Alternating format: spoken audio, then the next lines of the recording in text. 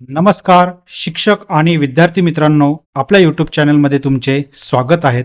शिक्षक आणि विद्यार्थी मित्रांनो, बघा, जी आपली महाराष्ट्र शिक्षक पात्रता परीक्षा 2026 जून 2026 जे एक्झाम आहेत, तिचे आपल्याला प्रवेशपत्र अवेलेबल झालेले आहेत.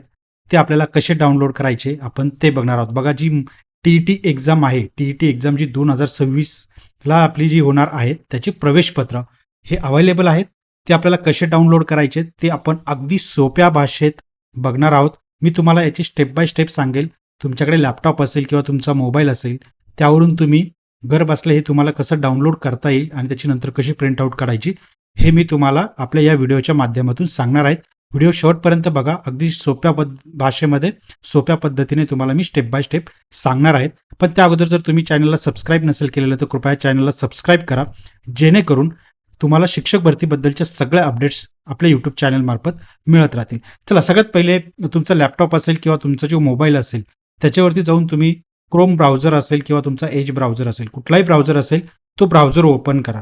तर ब्राउझर ओपन केल्यानंतर तुम्हाला टाईप करायचं आहे जस्ट mahatet.in. असं जर तुम्ही टाईप केलं तर तुम्ही जर त्या ब्राउझरमध्ये टाईप केलं तर कदाचित तुम्हाला लिंक दिसेल, तिच्यावरती क्लिक करा किंवा डायरेक्ट तुम्ही इथे जर क्लिक केलं तर तुम्हाला mahatet.in तुम्ही या वेबसाईटला याल.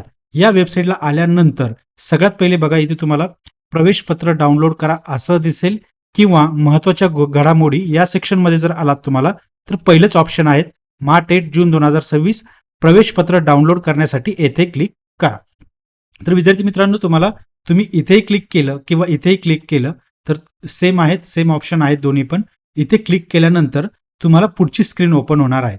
पुढची स्क्रीन अशी दिसणार आहे. जेव्हा तुम्ही त्यावर क्लिक कराल, प्रवेशपत्र डाउनलोडवरती क्लिक केल्यानंतर तुम्हाला ही स्क्रीन ओपन होणार आहे. इथे बघा, प्रवेशपत्र डाउनलोड करा असं असणार आहे. आणि याच्यामध्ये बघा काय दिलेलं आहे, तर उमेदवाराने नोंदणी केलेल्या मोबाईल क्रमांकाचाच वापर प्रवेशपत्र डाउनलोड करण्यासाठी करावा. तर मग आता हे कसं डाउनलोड करायचं आहे, त्याच्यासाठी काय रिक्वायर्ड आहेत, तर सगळ्यात पहिलं तुम्हाला तुमचा मोबाईल नंबर लागणार आहे. ज्यावेळेस आपण फॉर्म भरला होता किंवा नोंदणी केलेली होती टीईटी जून 2026 साठी, त्यावेळेस आपण एक मोबाईल दिलेला होता. तोच मोबाईल क्रमांक आपल्याला इथे टाकायचा आहे. दुसरा मोबाईल क्रमांक चालणार नाहीयेत. जेव्हा मी कसा फॉर्म फिल करायचा आहे त्याची जेव्हा व्हिडिओ बनवली होती तेव्हा ही गोष्ट त्यावेळेस पण सांगितलेली होती की तुमचा असाच मोबाईल क्रमांक तिथे द्या, जो चालू असणार आहे, जो तुमच्याकडे कायमस्वरूपी असणार आहे, जो चालू असणार आहे तो. तर आता तोच मोबाईल क्रमांक तुम्हाला इथे टाकायचा आहे, त्यानुसार व्हॅलिडेट होणार आहेत. आणि दुसरी गोष्ट काय, इथे तुम्हाला तो मोबाईल नंबर टाकायचा आहे. आणि दुसरी गोष्ट म्हणजे फॉर्म नंबर, अर्ज क्रमांक. तर नेमका हा अर्ज क्रमांक कुठं किंवा कुठं असणार आहे फॉर्म नंबर, तर बघा, आपण ज्या वेळेस नोंदणी केली होती, नोंदणी कंप्लीट झाल्यानंतर आपल्याला एक ऍप्लिकेशन फॉर्म म्हणून आलेला होता. तो सगळ्यांना मी त्यावेळेस प्रिंटआउट काढून ठेवायला सांगितलेली होती. तर बघा, तो कुठे दिसणार आहे तुम्हाला, तर बघा, ही ती प्रिंटआउट आहे. ज्यावेळेस आपण फॉर्म सबमिट केला होता किंवा ऍप्लिकेशन केलेलं होतं, ते ऍप्लिकेशन कंप्लीट झाल्यानंतर एक PDF फॉर्मॅटमध्ये ऍप्लिकेशन फॉर्म आलेला होता आणि आपला तिथे ऍप्लिकेशन फॉर्म नंबर जनरेट झालेला होता. आता इथे जो तुमच्या ऍप्लिकेशन फॉर्मवरती जो काही नंबर दिसत असेल तो नंबर आपल्याला इथे टाकायचा आहे. इथे फॉर्म नंबरमध्ये टाकायचा आहे. आता एक झालं मोबाईल नंबर, दुसरा टाकायचा तुम्हाला फॉर्म नंबर. आता तुम्ही तो मोबाईल नंबर आणि फॉर्म नंबर टाकल्यानंतर तुम्हाला हे बघा, इथे तुम्हाला मोबाईल नंबर टाकायचा आहे, इथे तुम्हाला फॉर्म नंबर टाकायचा आहे. ह्या दोन्ही फील्ड प्रॉपर टाकल्यानंतर इथे एक बटन दिसतंय बघा तुम्हाला, सर्च ऍडमिट कार्ड डेटा. याच्यावरती तुम्हाला क्लिक करायचं आहे. याच्यावरती क्लिक केल्यानंतर तुम्हाला खाली जेव्हा या बटनावरती क्लिक कराल तेव्हा त्याच्या खालचा जो सेक्शन आहे तो असा ओपन होणार आहे. अगोदर हा सेक्शन दिसणार नाही, पण जेव्हा तुम्ही प्रॉपर तुमचा मोबाईल नंबर आणि फॉर्म नंबर टाकल्यानंतर तुम्ही या बटनावर क्लिक केल्यानंतर त्याच्यानंतर तुम्हाला हा शोधाचा परिणाम म्हणजे जे काही रिझल्ट असेल तो तुम्हाला इथे दिसेल. आता ज्यांनी पेपर 1 आणि पेपर 2 असे दिलेले असतील त्यांच्यासाठी 2 ऍडमिट कार्ड दिसणार आहेत.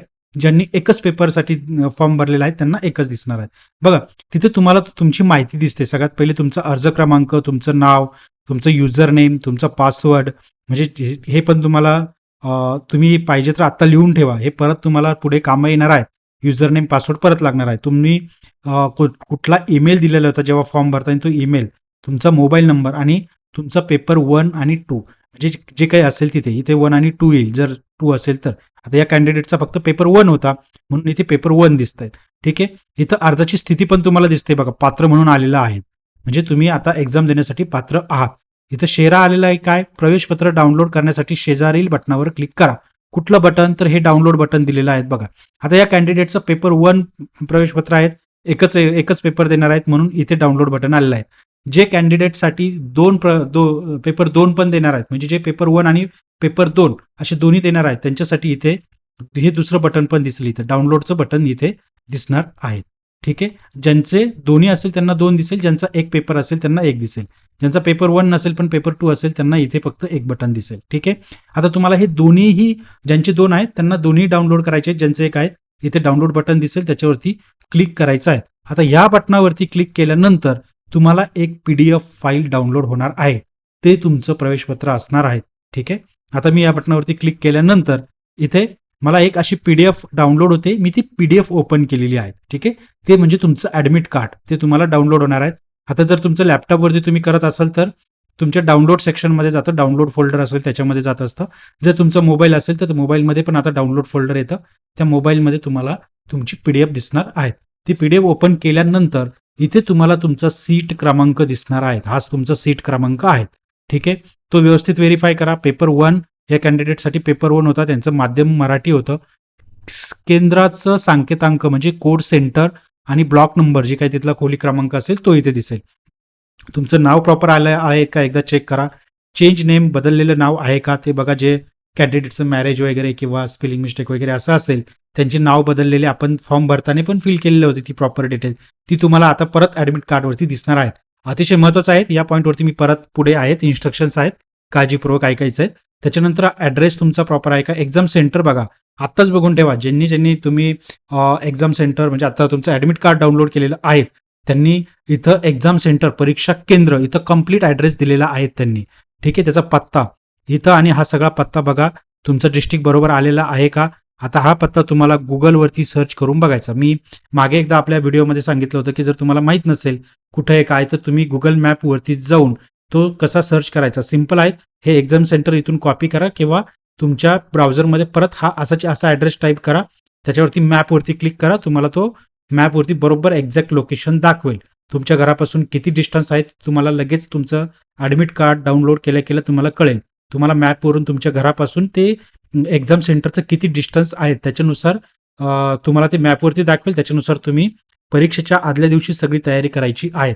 हे मुद्दामून सांगतोय कारण मी बऱ्याच कॅन्डिडेटचं बघितलेलं आहे की सकाळी 10 वाजता एक्झाम असते, 10:30ला पेपर स्टार्ट होणार असतो, 1.5 तास अगोदर तुम्हाला सेंटरवर पोहोचायचं आहे.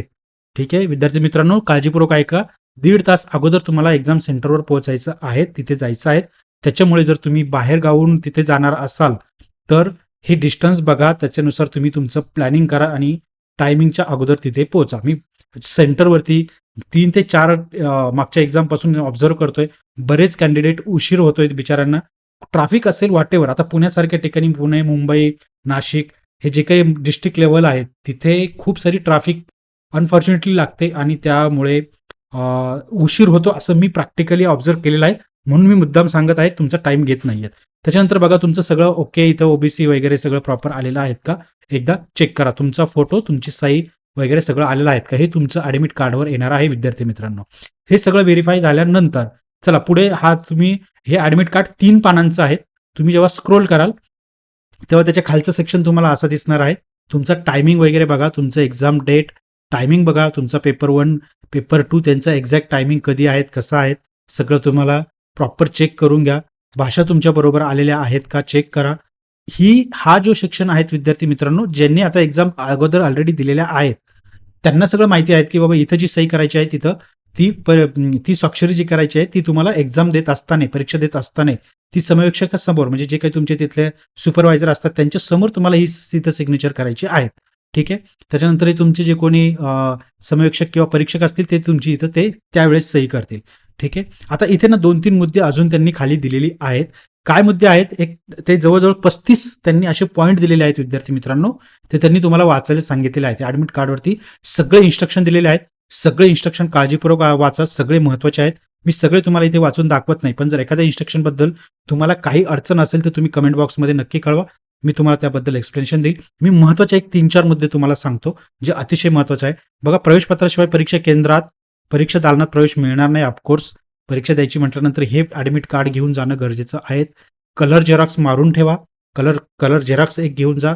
एखादी ब्लॅक अँड व्हाईट घेऊन जा. एखादी कॉपी एक्स्ट्रा ठेवा सोबत. ठीक आहे.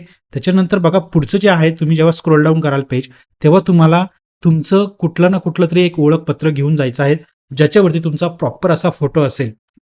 कदाचित असं जर असेल की जो फोटो तुम्ही इथं चिटकवलेला आहे ॲप्लिकेशन फॉर्मला, त्याच जर सिमिलर असेल किंवा तोच फोटोचं आय कार्ड असेल तुमच्याकडे, तर वेल अँड गुड. नसेल तरी तुमच्याकडे तुमचं आधार कार्ड ठेवा, पासपोर्ट ठेवा, पॅन कार्ड ठेवा, जे काही तुमचं ओळखपत्र असेल ते प्रॉपर ठेवा. आता अजून एक गोष्ट मी वरती सांगितली होती ॲडमिट कार्डमध्ये, ज्यांचं नाव चेंज आहे, ज्यांचं नावामध्ये काही ना काही बदल आहेत, जे आपल्या भगिनी ज्यांचं लग्न झाल्यानंतर नाव चेंज झालेलं असं जी जर केस असेल, तर त्यांच्यासाठी बघा काय काय ठेवायचं आहे. अशा विद्यार्थ्यांना राजपत्र म्हणजे जे काही गॅझेट वगैरे असेल ते ठेवा, किंवा तुम्ही मॅरेज सर्टिफिकेट, विवाह नोंदणी प्रमाणपत्र ठेवा, किंवा ते नसेलच तर अफिडेव्हिट करून घ्या. अफिडेव्हिटला 1 ते 2 दिवस लागतात. तुम्ही ते काढून ठेवा. जर आतापर्यंत नसेल काढलेलं तर ॲटलिस्ट अफिडेव्हिट काढून घ्या लगेच, आणि ते परीक्षेच्या वेळेस तुम्हाला लागणार आहेत. कारण तुमचं नाव जे मिसमॅच असेल विद्यार्थी मित्रांनो, ते तुमच्या त्या अफिडेव्हिटमध्येच कळणार आहेत. जे कोणी तुमची एक्झाम घेणार आहेत ते त्यांना त्याच वेळी कळणार आहेत, आणि तुम्हाला त्यावेळेस ऐन वेळेला प्रॉब्लेम नको. आता हे प्रॉब्लेम होणार आहेत विद्यार्थी मित्रांनो. मागच्या 1, 2, 3 एक्झाममध्ये थोडंसं गैरप्रकार आढळल्यामुळे हे शासनाने सगळे कागदपत्र सोबत ठेवायला सांगितलेले आहेत. तुम्ही खूप अभ्यास केलेला आहे, खूप मेहनत केलेली आहे, त्याच्यामुळे हे अशा छोट्या गोष्टींमुळे परीक्षेच्या वेळेस, ऐन परीक्षेच्या वेळेस कुठलाही प्रॉब्लेम नको. ठीक आहे. तर हा एक अतिशय महत्त्वाचा पॉईंट आहे, म्हणून सांगितलेला आहे विद्यार्थी मित्रांनो. बघा, ज्या विद्यार्थ्यांनी पेपर 1 व 2 साठी नोंदणी केलेली आहेत, अतिशय महत्त्वाचा पॉईंट, त्या विद्यार्थ्यांना 2 प्रवेश पत्रे मिळतील याची नोंद घ्यावी. मी आता जस्ट मागच्या स्लाइडमध्ये सांगितलेलं आहे की ज्यांनी पेपर 1 आणि 2 दिले आहेत त्यांच्यासाठी 2 प्रवेशपत्र आहेत. त्यांना ते दोन्ही डाउनलोड करायचे आहेत, दोन्ही सोबत ठेवायचे आहेत. त्यांचे जे काही बैठक क्रमांक आहेत दोन्ही पेपरचे ते वेगवेगळे असणार आहेत. ठीक आहे. त्याच्यामुळे त्यांनी तशी काळजी घ्यायची आहे. आणि एक अजून पुढचा एक मुद्दा महत्त्वाचा आहे की परीक्षार्थ्यांनी परीक्षा केंद्राच्या पत्त्याबाबत 1 दिवस अगोदर खात्री करून घ्यावी. उमेदवाराची परीक्षापूर्व तपासणी व अनुषंगिक प्रक्रिया पूर्ण करण्यासाठी परीक्षा सुरू होण्यापूर्वी 1 तास 30 मिनिटे आधी परीक्षा केंद्रात उपस्थित राहावे. आत्ताच मी तुम्हाला वरती सांगितलेलं आहे, ॲड्रेस चेक करायला सांगितलं, आणि ते परीक्षा केंद्र कुठे येतंय, कुठल्या शहरात येतंय, कुठल्या जागेवर येतंय, अजिबात घाबरायची गरज नाही. सगळ्यांकडे स्मार्टफोन आहेत. स्मार्टफोनमध्ये मॅप असतो. मॅपवरती तो ॲड्रेस टाका, तुमच्या घरापासून किती डिस्टन्स आहे, गुगल मॅप लावा, सगळं तुम्हाला अगोदरच क्लिअर असेल. ज्यावेळेस तुम्ही पत्रक डाउनलोड करताय ना, त्याच वेळेस ही सगळी एक्सरसाइज करून ठेवा, हे सगळं माहिती करून ठेवा. बघा, मी तुम्हाला सांगितलं होतं 1.5 तास अगोदर यायचं तुम्हाला परीक्षा केंद्रावरती. ठीक आहे. पेपर सुरू होण्यापूर्वी 20 मिनिटे आधी परीक्षा दालनात विद्यार्थ्याला प्रवेश देण्यात येईल. मग 1.5 तास का अगोदर बोलवताय, तर सगळे कागदपत्र, तुमचे जे डॉक्युमेंट्स असतील ते सगळं व्हेरिफिकेशन वगैरे सगळं होऊन, आणि मग तुम्हाला परीक्षा हॉलमध्ये 20 मिनिटे अगोदर पाठवणार आहेत. ठीक आहे. त्यानंतर कोणत्याही परिस्थितीत प्रवेश मिळणार नाही. परीक्षा केंद्राचे अंतर लक्षात घेऊन परीक्षार्थ्यांनी प्रवासाचे नियोजन करावे. मुंबई उपनगरमधील परीक्षार्थ्यांनी मेगा ब्लॉकचा विचार करून प्रवासाचे नियोजन करावे. विद्यार्थी मित्रांनो, मी आत्ताच थोड्या वेळपूर्वी तुम्हाला सांगितलं आहे की जे काही या मेट्रोपॉलिटन सिटीज आहेत त्यांच्यामध्ये ट्रॅफिक ही प्रत्येक दिवशी ट्रॅफिक असतेच. त्याच्यामुळे आपण जर बाहेरून येणार असाल तर कृपया याची काळजी घ्या. अगोदर निघा आणि वेळेवर पोहोचा. ठीक आहे. हा एक महत्त्वाचा मुद्दा आहे की हे कोणी वापरू नका. फोन, कॅल्क्युलेटर, पेजर, कॅमेरा वगैरे वगैरे वगैरे या अशा कुठल्याही गोष्टी वापरू नका, कारण की तुम्ही खूप अभ्यास केलेला आहे, मेहनत केलेली आहे. अशा कुठल्याही गोष्टी चुकूनही आणू नका. ठीक आहे. तुमचे जे चष्मे, गॉगल आहेत ते सुद्धा तुमचे काळजीपूर्वक असायला हवे, कारण की आता चष्मे आणि गॉगलमध्ये जे काही आहेत त्यांच्यामध्येही आता आर्टिफिशियल इंटेलिजन्स आणल्यानंतर त्याच्यातून पण आता बऱ्याचशा गोष्टी घडू शकतील. त्याच्यावरती सरकारने अगोदरच काळजी घेतलेली असेल. सो त्याच्यामुळे तुम्ही आपण या पंधात पडायचं नाही, आपण व्यवस्थित पेपर द्यायचा आहे विद्यार्थी मित्रांनो. त्याच्यानंतर एक शेवटचा महत्त्वाचा पॉईंट 31 नंबरचा दिलेला आहे. टोटल 35 पॉईंट आहेत. तुम्ही सगळे पॉईंट व्यवस्थित वाचा विद्यार्थी मित्रांनो. ठीक आहे. जो 31 नंबरचा पॉईंट आहे तो आपल्या दिव्यांग मित्रांसाठी आहेत. बघा, दिव्यांग उमेदवारांनी आवश्यक प्रपत्रे भरून http://mahat.in म्हणजे हीच वेबसाईट, त्याच्यावरती अजून एक ऑप्शन दिलेला आहे. जर असे कोणी आपले दिव्यांग बांधव असतील, त्यांना या पॉईंटबद्दल जर काही शंका असेल तर त्यांनी कमेंट बॉक्समध्ये कळवा. मी त्याच्यावरती तुम्हाला व्हिडिओ बनवेल.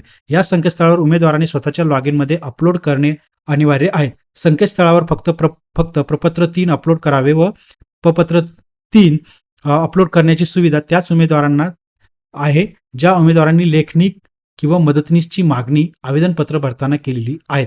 जेव्हा तुम्ही फॉर्म भरलेला असेल मित्रांनो, त्यावेळेस जर तुम्ही लेखनी किंवा मदतनीसची जर मागणी केलेली असेल तर त्यांच्यासाठी हा ऑप्शन ओपन असणार आहे. त्यांनी त्याची अगोदर आत्ता काळजी घ्यावी.